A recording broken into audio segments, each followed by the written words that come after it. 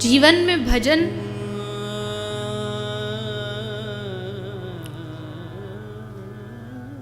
अपने साधनों से नहीं आता है।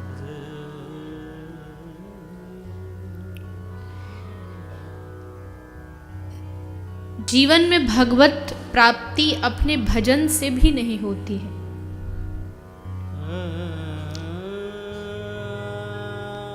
लेकिन ऐसा संत जिसका आधार ही राधा नाम हो, कृष्ण नाम हो, उस किसी महापुरुष का सानिध्य और कृपा मिलना ही जीवन की उपलब्धि है। एक ऐसा संत जो वृंदावन की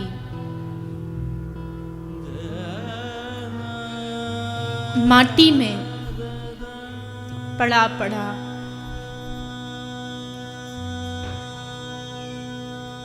बस कृष्ण को पुकारता हो, राधा रानी को पुकारता हो, ऐसे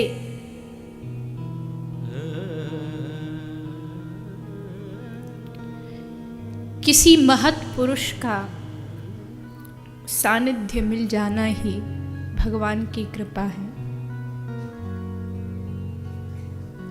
और ऐसे संत नहीं है, ऐसा नहीं है,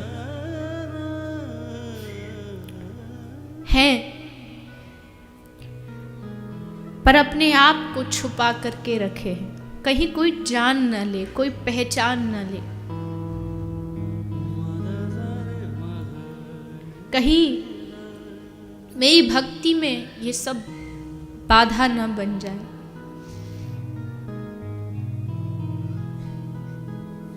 साधारण वेश, हाँ, चेहरा जरूर दिखा देता है कि इसके जीवन में भजन के अलावा और कुछ भी नहीं। उसकी आंखों की चमक,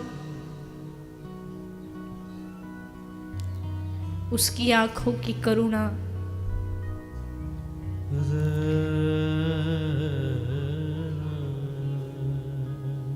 दर्शाती है कि सचमुच इन्होंने कुछ पाया है।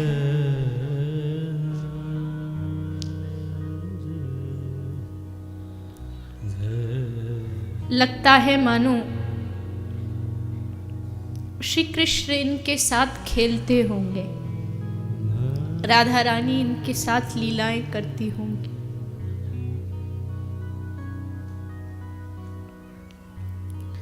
श्री गिरिराज गोवर्धन में जब रघुनाथ दास गोस्वामी भजन करने बैठ जाते थे, ऐसा वर्णन है कि 24 घंटे में से केवल 2 घंटे सोते थे और बाकी समय भगवान नाम जाप करते थे। माला लेके बैठे हैं बाहर कुटिया के, बहुत धूप पड़ रही है, पसीना निकल रहा है, पर होश नहीं है कि मुझे गर्मी से भीतर जाना है।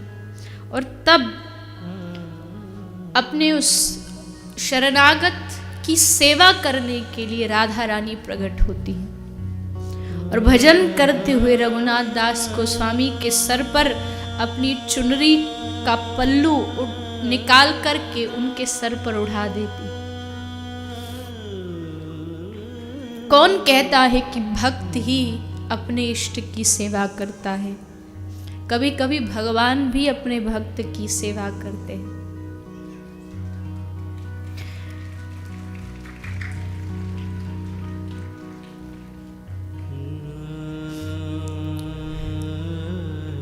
तेर कदम रूप गोस्वामी पाद भजन करते हैं। एक दिन भाई सनातन आ गए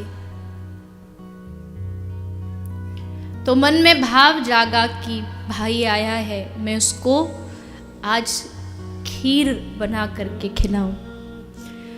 पर वैरागी आदमी किसी चीज का संचय नहीं करते थे, कुटिया में कुछ नहीं रहता था, कहां से खीर लाऊं। तो अपने प्रेमी की इच्छा पूरी करने के लिए श्री राधा रानी आज एक छोटी सी लाली के रूप में आ गई। हाथ में डब्बा लगा है और ला करके कहती है, अरे बाबा, ओ बाबा सुन, देख मैं तेरे ताई खीर लाई हूं। बाबा बोले, लाली तू कौन है, यहां कैसे आई?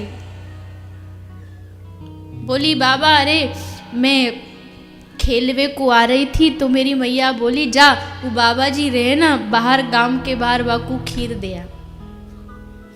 तो बाबा मैया ने तेरे लिया भिजवाई है, या खीर को तू पाली जो। और खीर दे के राधा रानी चली गई। रूप गोस्वामी तो समझ नहीं पाए, लेकिन जब उस खीर को सनातन गोस्वामी ने ग्रहण किया, मुंह में जाते ही समझ गए कि ये खीर किसी बालिका की नहीं है। इसके खीर में जो स्वाद है वो तो स्वयं श्री राधा रानी के हाथ का स्वाद है। जा उस बालिका को ढूंढ के ला। और रूप भागने लगे उस बालिका को ढूंढने के लिए, पर वो कहीं नहीं मिली।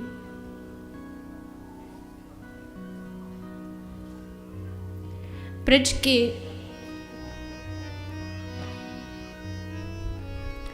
एक दो नहीं, ऐसे कितने संत हैं जिनको साक्षात अनुभव होता है। तो हमें न हो, लेकिन जिन संतों को हुआ है, ऐसे संतों का सानिध्य भी मिल जाए,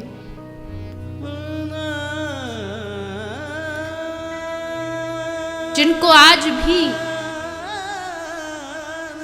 श्री राधा रानी की पायल सुनाई देती है, कृष्ण की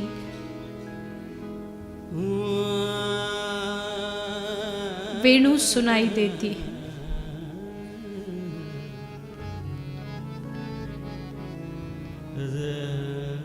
ब्रज धाम ही ऐसा है